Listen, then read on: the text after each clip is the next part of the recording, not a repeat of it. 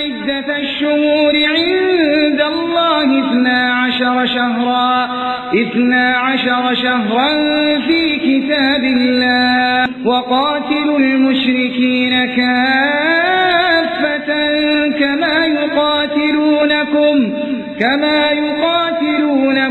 كافة واعلموا أن الله مع المتقين.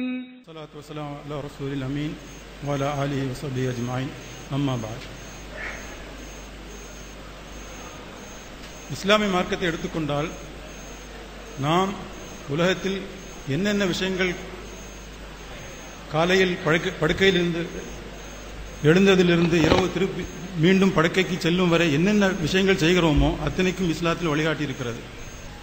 இன்றைய காலகட்டத்தில் கேலண்டரை எடுத்துக்கொண்டால் அது ஒரு மிக முக்கியமான ஒரு கருவியாக இருக்கிறது.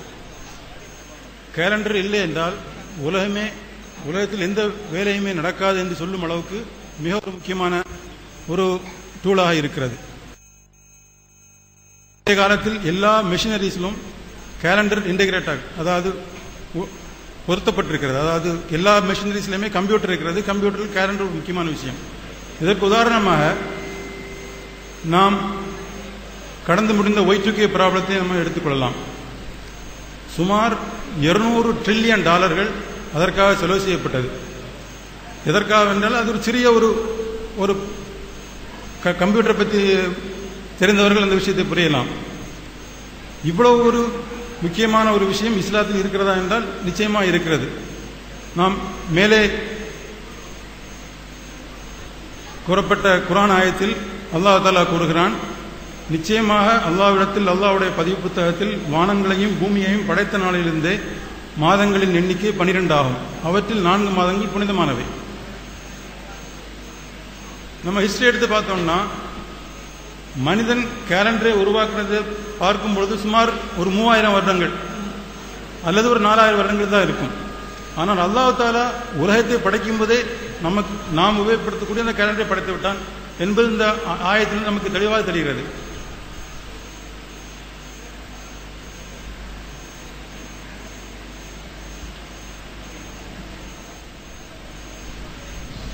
அடுத்த ஒரு ஆயத்தில் இறைவன் இந்த கலண்டரினுடைய ஆயத்தை பற்றி விளக்கமாக கூறும் பொழுது இறைவன் கூறுகிறான், யஸ்அலூனக அனில் அஹில்லா குல் ஹிய மவாகீது லின்னாஸி வல் ஹஜ்.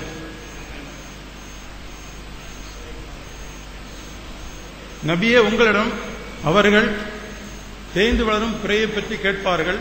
நீர் கூறும், அது மக்களுக்கு கலண்டர் ஆகும், மேலும் ஹஜ் அறிவிப்பாகவும் இருக்கிறது என்று இறைவன் கூறுகிறான். இந்த ஆயத்தில் நம்ம ஒரு விஷயத்தை பார்க்கும்போது ஆண்டவன் முதல்ல அதை பொது மக்களுடைய கேலண்டர் என்று சொல்கிறான். ஒரு கேலண்டரை இஸ்லாமிய கேலண்டரை நாம் உபயோகப்படுத்தும் பொழுது 2 விஷயத்திற்காக உபயோகப்படுத்த வேண்டும். ஒன்று சிவில் பர்பஸ், இனி ரெண்டாவது purpose religious purpose.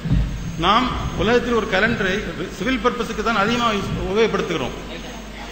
Religious purpose மிகவும் குறைந்த அளவில் தான் உபயோகப்படுத்துகிறோம். உதாரணமாக ஹஜ்ஜுக்கு, நோன்புக்கு, இன்னும் ஜக்காத்து போன்ற விஷயங்களுக்கு தான் நாம் ரிலீஜியஸ் பர்பஸ் யூஸ் படுத்துகிறோம். ஆனால் அதிகமாக உபயோகப்படுத்துவது சிவில் பர்பஸ் தான். இஸ்லாத்தில் கேலண்டர் எந்த ஒரு விஷயமே சிவில் ரிலீஜியஸ் என்று தனிப்பட்ட முறையில் இல்லை. இரண்டுக்கும் சேர்த்து ஒரே கேலண்டர் தான். ரசூலுல்லாஹி ஸல்லல்லாஹு அலைஹி வஸல்லம் அவர்கள் காலத்திலிருந்து உதுமானிய பேரரசு வரை இந்த ஹிஜ்ரி கேலண்டர் தான் 2 பர்பஸுக்காக வேண்டி உபயோகப்படுத்திக் கொண்டு வந்திருந்தார்கள். அதற்கு பிறகுதான் மக்கள் சிறு சிறிதாக மாறிவிட்டார்கள். நாம் கேலண்டர் எடுத்துக்கொண்டால் உலகத்தில் 3 வகையான கேலண்டர்கள் இருக்கின்றன. 1 சந்திர கேலண்டர், 2 சூரிய கேலண்டர், 3 சூரிய சந்திர கேலண்டர். சந்திர கேலண்டர் எடுத்துக்கொண்டிருந்தால் அது முழுமையாக சந்திரனை அடிப்படையாக கொண்டுள்ள கேலண்டர். அதற்கும் சூரியனுக்கும் எந்த சம்பந்தம் கிடையாது. அது வருஷத்தை எடுத்துக்கிட்டீங்கன்னா 354 நாள் அல்லது 355 நாள். அதனுடைய ஆவரேஜ் 354.367756.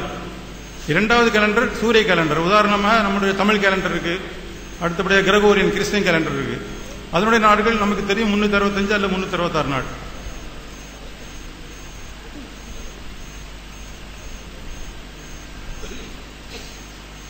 மூன்றாவது உள்ள கேலண்டர் சந்திர சூரிய கேலண்டர்.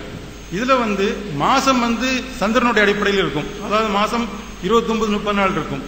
ஆனால் அதை சூரியனோடு சேர்த்து விடுவதற்காண்டி 2 ஆண்டுகளுக்கு ஒரு முறை அல்லது 3 ஆண்டுகளுக்கு ஒரு முறை ஒரு மாதத்தை சேர்த்து 13 மாதமாக கணக்கிடுவார்கள். ஆகவே இந்த கேலண்டரில் வந்து சில சமயங்களில் மாதம் 12 மாதம் இருக்கும், சில சமயங்களில் 13 மாதம் இருக்கும். உலகத்தில் மனிதன் அந்த ஆதி காலத்திலிருந்து இதுவரை எத்தனையோ கேலண்டர்கள் பழக்கத்தில் இருந்தது. உதாரணமாக Aztec, Babylonian, Byzantine, Coptic, French, இந்த கேலண்டர்கள்லாம் இருந்து அழிந்துவிட்ட கேலண்டர்கள்.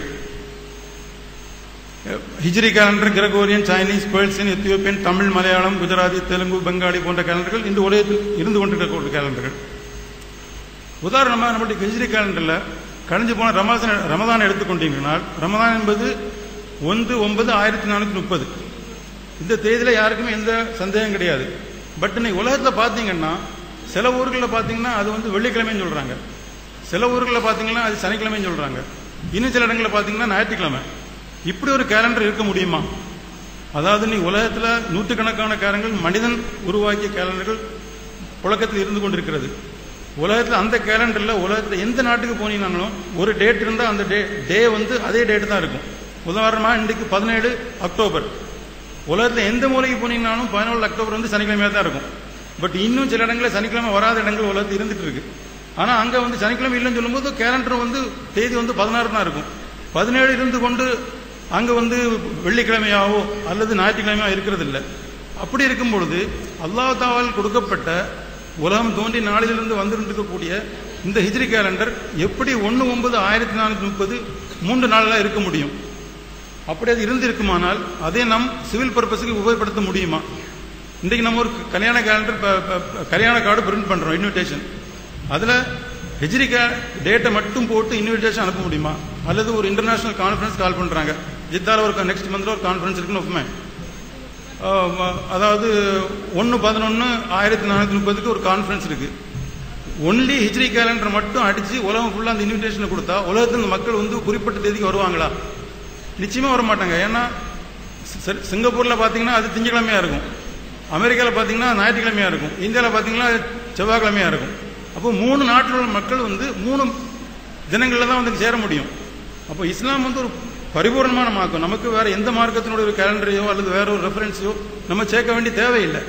ஆனால் இன்னும் நம்முடைய சூழ்நிலை எந்த மாதிரி இருக்குன்னா, எந்த ஒரு விஷயத்திலையுமே ஹிஜ்ரி கேலண்டரை எழுதிட்டு பிராக்கெட்டில் கிரகோரியன் போடாமல் நம்ம எடுக்கிறது இல்லை. அப்படி செய்தோம்னா நிச்சயமாக அதில் குளறுபடி தான் இருக்கும். இப்படி ஒரு கேலண்டர் அல்லாஹ் தஆலா நமக்கு கொடுத்துருப்பானா அப்படின்னு பார்த்தீங்கன்னா நிச்சயமாக இருக்க முடியாது. ஏன்னா அல்லாஹ் தஆலாவால் கொடுக்கப்பட்ட கேலண்டர் வந்து மில்லி செகண்ட் இல்லை, மைக்ரோ செகண்ட் இல்லை, அதை விட நுணுக்கமான அவ்வளவு துல்லியமாக இருக்கக்கூடிய கேலண்டர் தான் அல்லாஹ் தஆலா கொடுக்கக்கூடிய கேலண்டர். மனிதனால் உருவாக்கப்பட்டு அத்தனை கேலண்டரில் நிறைய எரர்கள் இருக்குது, தவறுகள், பிழைகள் இருக்குது. எத்தனையோ முறை அவங்க கரெக்ஷன் பண்ணாங்க, இனி பண்ணிட்டு இருக்கக்கூடிய சூழ்நிலையில் தான் இருக்குது. அப்போ நம்ம ஏன் இதை இந்த முறையில் யூஸ் பண்ணுறோம்னா அதனுடைய ஒரே முடிவு என்னன்னா, நம்ம குர்ஆனை ஹதீஸை விளந்திருக்கக்கூடிய முறையில் ஏதோ தவறு செய்யறதுன்னு தான் அர்த்தம். அந்த கேலண்டரில் எந்த தப்பும் கிடையாது. ஏன்னா இது அல்லாஹ்வால் கொடுக்கப்பட்ட கேலண்டர், அது நிச்சயமாக தப்பு இருக்க முடியாது. அப்போ நம்ம குர்ஆனை ஹதீஸை வழங்குறது தான் ஏதோ தவறு செய்கிறோம் நல்ல முறையில் முடிவெடுக்க முடியும். நம்ம இன்றைக்கு உலகத்தில் அதிகமாக உபயோகப்படுத்தக்கூடிய கேலண்டர் வந்து கிரகோரியன் கேலண்டர். இந்த கிரகோரியன் கேலண்டர்னு சொல்றது வந்து ஒரு மத அடிப்படையான ஒரு கேலண்டர். அது கிறிஸ்துவ மதத்தை அடிப்படையாக கொண்டுள்ள கேலண்டர். கிறிஸ்துவ மதத்தில் ஈஸ்டர்னு ஒரு திருநாள் உண்டு. அந்த திருநாள் வந்து வருஷத்தில் வந்து 2 இக்யூனாக்ஸ்ன்னு சொல்லுவாங்க. இக்யூனாக்ஸ்ன்னு சொன்னால் இரவும் பகலும் சரியாக 12 மணி நேரம் இருக்கும். இரவும் 12 மணி நேரம் இருக்கும், பகலும் 12 மணி நேரம் இருக்கும். வருஷத்தில் 2 நாள் தான் வரும். ஒரு இக்யூனாக்ஸ் வந்து ஆட்டம்னல் இக்யூனாக்ஸ், ஆட்டத்தில் வரக்கூடியது. இன்னொன்று வந்து வெர்னல் இக்யூனாக்ஸ். இந்த ஈஸ்டர்னு சொல்றது வந்து வெர்னல் இக்யூனாக்ஸ், அதாவது மார்ச் 21க்கு அடுத்து வரக்கூடிய பௌர்ணமியை அடுத்து உள்ள ஞாயிற்றுக்கிழமை தான் வந்து ஈஸ்டர். இது அடிப்படையில் உள்ள கேலண்டர் தான் வந்து கிரகோரியன் கேலண்டர். அந்த கேலண்டரை நாம் முஸ்லீம்களாக நாம் நிச்சயமாக உபயோகப்படுத்த முடியாது, உபயோகப்படுத்தவும் கூடாது. நாம் அல்லாஹ் தஆலா கொடுத்த கேலண்டர் தான் உபயோகப்படுத்த வேண்டும். ஏன்னா அதான் மிக அக்யூரேட்டான கேலண்டர். இன்று பார்த்தீங்கன்னா இஸ்லாத்தினுடைய எல்லா சட்டங்களும் எந்த சட்டங்களும் எடுத்து பார்த்தீங்கன்னாலும் மற்றவர்கள் வந்து வெளிப்படையாகவோ மறைமுகமாகவோ உபயோகப்படுத்தி கொண்டிருக்கிறாங்க. உதாரணம் எடுத்துக்கிட்டிங்கன்னா இன்னைக்கு உள்ள பேங்கிங், இஸ்லாமிக் பேங்கிங் உலகத்தில் அதே மாதிரி ஒரு பூமிங்க வரக்கூடிய வேறு எந்த சப்ஜெக்டும் இல்லைன்னு சொல்லலாம். அவ்வளோ தூரத்துக்கு பூமி வாங்கியிருக்கு இஸ்லாம். மற்ற உலகத்தில் எந்த பேங்கிங் எடுத்து பார்த்தீங்கன்னாலும் மேக்சிமம் அவங்களால கொடுக்கக்கூடிய ஒரு இன்ட்ரெஸ்ட் வந்து 12% தான் கொடுக்க முடியும். கழிஞ்ச 2 வாரத்துக்கு முன்னாடி கேரளாவில் ஒரு கான்ஃபரன்ஸ் நடந்துச்சு. அதிகமானவர் பங்கெடுத்து கொண்டாங்க. அதில் ரொம்ப விளக்கமாக சொன்னாங்க. அதாவது இஸ்லாமிக் பேங்கில் வந்து இன்னைக்கு மினிமம் அவங்களால 30% கொடுக்க முடியும், 30% டிவிடெண்ட் கொடுக்க முடியுது. இன்னைக்கு இஸ்லாமிக் பேங்கில் வந்து நீங்கள் பார்த்தீங்கன்னா மேக்சிமம் அதை பிரயோஜனப்படுத்தக்கூடியவங்களும் முஸ்லீம்கள் கிடையாது, ஜூஸ் தான். அதையும் புள்ளி ஓரமாக அந்த கான்ஃபரன்ஸில் அவங்க எடுத்து காணிச்சாங்க. முஸ்லீம்கள் வந்து யாரும் அதிகமாக இல்லை இன்வெஸ்ட் பண்ணுறது இல்லை, ஜூஸ் யகூதிகள் தான் அது நல்ல முறையில் புரிஞ்சிருக்கிறாங்க, அவங்க தான் இன்வெஸ்ட் பண்ணுறாங்க, அதிலிருந்து அவங்க பிரயோஜனப்படுறாங்க. இதே மாதிரி இஸ்லாத்துடைய சட்டங்கள் நிறைய விஷயங்களை வந்து மாற்று மதத்தவர்கள் அந்நியவர்கள் வந்து மறைமுகமாகவோ வெளிப்படையாகவோ உபயோகப்படுத்துறாங்க. இந்த கேலண்டரில் வந்து இவ்வளோ அக்யூரஸாக இருக்கக்கூடிய கேலண்டரில் வந்து எந்த எரரும் ஹிஜ்ரி கேலண்டருக்கு தேவையில்லை. ஏன்னா ஹிஜ்ரி கேலண்டர்னு சொல்றது வந்து சந்திரன், நம்ம கேலண்டரை வானத்தில் பார்க்குறோம், எப்படி நம்ம ஒரு பிரிண்ட் பண்ண கேலண்டரில் சுவரில் மாட்டி தேதியை பார்க்குறோமோ இதே மாதிரி வானத்தில் இருக்கக்கூடிய கேலண்டர் தான் ஹிஜ்ரி கேலண்டர். ஒரு 3 மாதம் அல்லது 4 மாதம் தொடர்ந்து நீங்கள் தினசரி அந்த பிறையை பார்த்து வந்தீங்கன்னா ரொம்ப தெள்ள தெளிவாக எந்த சந்தேகத்துக்கும் இடம் இல்லாமல் நீங்கள் அழகான முறையில் அதை புரிஞ்சுக்கொள்ளலாம், அந்த டேட்டை நீங்கள் கண்டுபிடிக்கலாம். அவ்வளோ எளிமையான கேலண்டர். இப்போ இந்த கிரகோரியன் கேலண்டரை பற்றி பாருங்க, அவங்களே சொல்றாங்க, கிறிஸ்தவர்கள் இல்லை எல்லாருமே சொல்றாங்க, none of the calendars use today are perfect. ஏன்னா உலகத்தை எந்த கேலண்டர் வந்து பெர்ஃபெக்ட் இல்லைன்னு அவங்களே சொல்றாங்க, நம்ம முஸ்லீம்கள் யாரும் சொல்லல. காரணம் என்னன்னா அந்த கேலண்டர்ல வந்து எரர் வரும். They go wrong by seconds, minutes, hours or days every year. நம்ம உபயோகப்படுத்தக்கூடிய ஹிஜ்ரி கிரகோரியன் கேலண்டர்ல ஏற்கனவே அது எரர் இருந்துச்சு, அதை எப்படி கரெக்ஷன் பண்ணாங்கன்னு நம்ம பார்க்கலாம். ஆனால் அல்லாஹ்வுத்தால் கொடுக்கப்படக்கூடிய ஹிஜ்ரி கேலண்டரில் எந்த எரர் இதுவரை வந்ததும் இல்லை, வரப்போறதும் இல்லை. ஏன்னா 29 நாள் 30 நாள் நம்ம பிறைய பார்த்துட்டு இருக்கிறோம், அதில் எந்த கண்ணுக்கு தெரியாத எந்த விஷயமும் இல்லை. ஆனால் கிரகோரியன் கேலண்டர் எடுத்தீங்கன்னா நமக்கு அது எந்த விதமான ரெஃபரன்ஸும் கிடையாது. இன்னைக்கு 17 அக்டோபர்னு சொல்கிறோம், ஏதாவது ரெஃபரன்ஸ் இருக்கா வானத்தில்? 17 அக்டோபர்னா இப்படி இருக்குன்னு சொல்லிட்டு ஏதாவது நம்மளால் பார்த்து சொல்ல முடியுமா? சொல்ல முடியாது. ரொம்ப துல்லியமான கருவிகளை கொண்டு அவங்க வந்து சன் வந்து இந்த பொசிஷனில் இருக்கும் இருந்தால் நம்ம பண்ணலாம் சொல்லி பொதுமக்களால் சொல்ல முடியாது, யாராலையும் சொல்ல முடியாது. அஸ்ட்ரானமிஸ்ட் சொல்லலாம், அதை பற்றி அறிஞ்சவங்க எவ்வளோ கைவிட்டு எண்ணக்கூடிய சொல்லக்கூடிய அளவுகள் ஆட்களை சொல்ல முடியும். ஆனால் ஹிஜ்ரி கேலண்டர் இந்த கேலண்டர் வந்து பிறையை பார்த்து நம்ம ஒரு 2 மாதம் நம்ம 3 மாதம் அதை ப்ராக்டிஸ் பண்ணால் ரொம்ப ஈஸியாக சொல்லிடலாம். உதாரணத்துக்கு நம்ம சுதந்திரம் அடைந்த பிறகு ஜவஹர்லால் நேரு வந்து 1953 அவர் ஒரு அனௌன்ஸ்மெண்ட் விட்டுருந்தார் இந்தியாவில் உள்ள எல்லா அஸ்ட்ரானமிஸ்டுக்கும். நம்ம இப்போ உலகத்து ஃபுல்லாகவே கிரகோரியன் கேலண்டர் தான் யூஸ் பண்ணுறாங்க. அப்படி இருந்தும் அப்படி யூஸ் பண்ணுறதுனால அது வந்து ஒரு முக்கியமான இதுன்னு சொல்ல முடியாது, ஏன்னா அதில் எரர் இருக்குது. ஆகவே நீங்கள் அஸ்ட்ரானமிக்கலாக நீங்கள் வந்து நம்ம இந்தியாவுக்காக வேண்டி ஒரு நல்ல கேலண்டர் உருவாக்கும்னு சொல்லிட்டு அவர் ஒரு அறிக்கை விட்டுருந்தார். அது நீங்கள் அதாவது ஹிந்துவில் வந்து ஒவ்வொரு தினசரி ஒரு 50 வருஷத்துக்கு முன்னால் ஒரு விஷயத்தை எடுத்து போடுவாங்க. அதே மாதிரி 2003 பிப்ரவரி 22 அந்த செய்தி 1953 பிப்ரவரி 22 வந்து செய்தி வந்திருந்து, அது நீங்கள் இன்டர்நெட்டில் கூட பார்க்கலாம். இப்போ கிரகோரியன் கேலண்டர் நம்ம உபயோகப்படுத்தக்கூடிய கேலண்டருடைய பூர்வீகம் என்ன இருந்துச்சு? மனிதன் வந்து இயற்கையில் பொதுவாக எல்லா விஷயத்தையும் இயற்கையை பார்த்து நேரடியாக இயற்கையில தான் எல்லா விஷயங்களையும் கற்றுக்கொண்டா அதை வந்து தான் செஞ்சுட்டு இருந்தான். ஆகவே ஆரம்பத்தில் வந்து மனுஷன் கேலண்டரை உபயோகப்படுத்தினது லூனார் தான். அதை ஏற்கனவே இதில் கூட நீங்கள் பார்க்கலாம், இந்த இதில் கூட சொல்கிறாங்க கடைசியாக, இன் ancient times it was very useful to have lunar calendars. ஏன்னா மனுஷன் வந்து இயற்கையில் அதை பார்க்க முடியும், சந்திரனை சூரியன் அந்த காலத்தை யாரால் கணக்கு போட்டு சொல்ல முடியும், அதனால லூனார் தான் அவன் கேலண்டரை யூஸ் பண்ணிட்டு இருந்தான். அதே மாதிரி யூஸ் பண்ணிட்டு இருக்கும்போது தான் ஆரம்ப காலத்தில் ஃபர்ஸ்ட் கேலண்டர் உருவாக்குனது. அதோடைய டேட்டெல்லாம் யாருக்கும் தெரியாது, 10 மாதம் கொண்ட ஒரு கேலண்டர் தான். ஆல்டர்னேட்டிவ் ஃபர்ஸ்ட் மாதம் 30 மேரிட்டியஸ், அதாவது இட்டாலியன் லாட்டின் லாங்குவேஜில் 30 29 30 29 30 29 சொல்லிட்டு ஆல்டர்னேட்டாக 10 மாதம். அதுக்கு அப்புறம் வந்து ஒரு 55 நாள் வந்து வெக்கேஷன் சொல்லுவாங்க, அதுக்கு எந்த பேரும் கிடையாது. இப்படி உபயோகப்படுத்திட்டு இருந்தாங்க.